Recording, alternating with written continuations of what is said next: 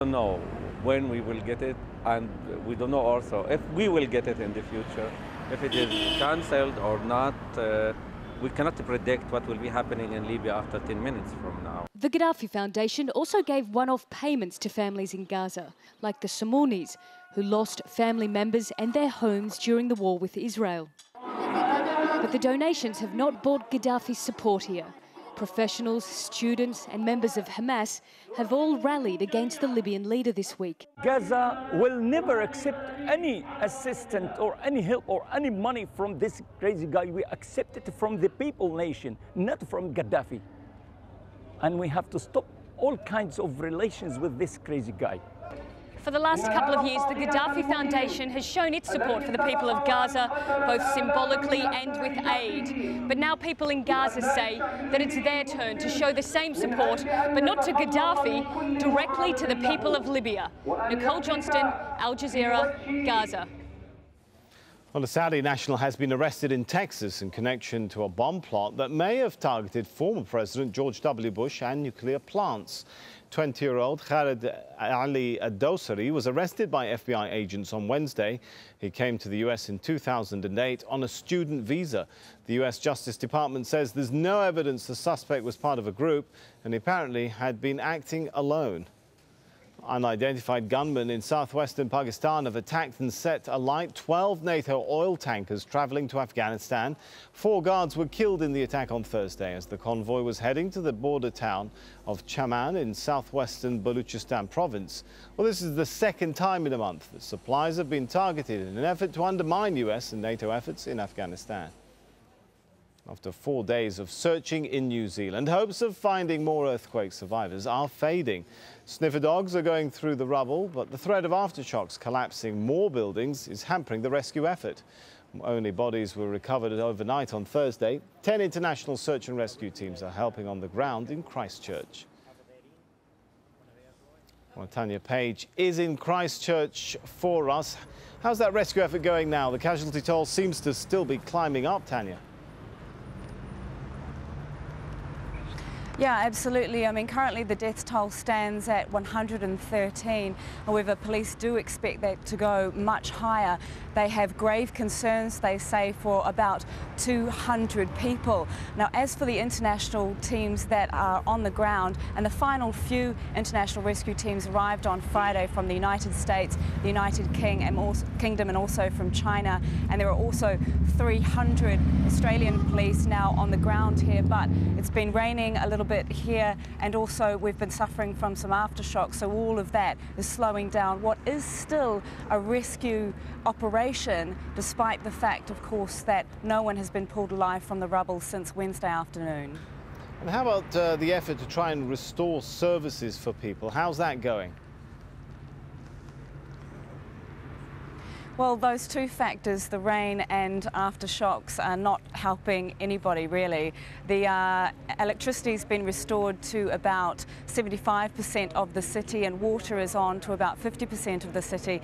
But you can see the building just behind me there is, we're outside the worst affected central business district, and this building has been given a quick kind of once-over by inspectors, and every time there is an aftershock, you do fear that something else is going to fall off it, and you hope that if it does, that it's just, you know, a couple of bricks or something small, because the ongoing aftershocks do keep everybody on edge, and you have things like if somebody slams a car door or a car backfires, people are a little jumpy, understandably, of course. The Earthquake Commission came out on Friday and said that people in Christchurch can expect at least 10 magnitude 4 to 5 aftershocks and about 100 magnitude 3 aftershocks. So those, combined with the rain, is not helping the rescue efforts or the return of services.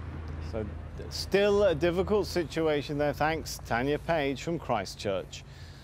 Well, Toyota is recalling more than 2 million vehicles in the United States. It's the latest safety scare involving the world's #1 car maker. This time it's to address accelerator pedals that could become trapped in floor mats. Toyota has now recalled more than 14 million vehicles globally since 2009 and faces dozens of lawsuits from owners. Boeing has beat Airbus to a $35 billion contract with the U.S. Air Force. Pentagon officials said Boeing would be awarded an initial $3.5 billion to design and deliver 18 refueling tanker jets in 6 years. It'll be the third effort in almost 10 years to start replacing tankers, which date back to the 1950s. And now roaring off to space for the very last time. 2, 1.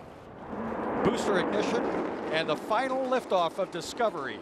A tribute to the dedication. Taking off for its final mission, the shuttle Discovery launched from Kennedy Space Station into the Florida sky. It's on an 11-day mission to supply the International Space Station. Shuttle spotters will get just 2 more chances to view a liftoff. Endeavour and Atlantis will make their final flights by June before NASA retires the aging shuttle fleet. Well, Discovery is regarded as the leader of the shuttle fleet. It was launched in 1984. Well, this now is its 39th mission, and as we were saying, its final voyage. When it returns to Earth, it'll have covered a total of 230 million kilometers during its career. Well, that's the equivalent of 6,000 times around the Earth and farther than the distance to the Sun. Well, Joan Vernikos is the former Director of Life Sciences at NASA. She joins us now from Culpeper in Virginia. Thanks so much for joining us. Is this a turning point, or is this really the end of shuttling people to space? Oh, I think it's a turning point, and every step is progress. It may look like an end of something, and then something else begins. So it's very exciting. Discovery has earned a long and enduring life, and fortunately, one more successful mission. And who knows? She may be retired, and some commercial enterprise may want to fly her again. Well, what's next for the NASA space program then? Is there a replacement for shuttle?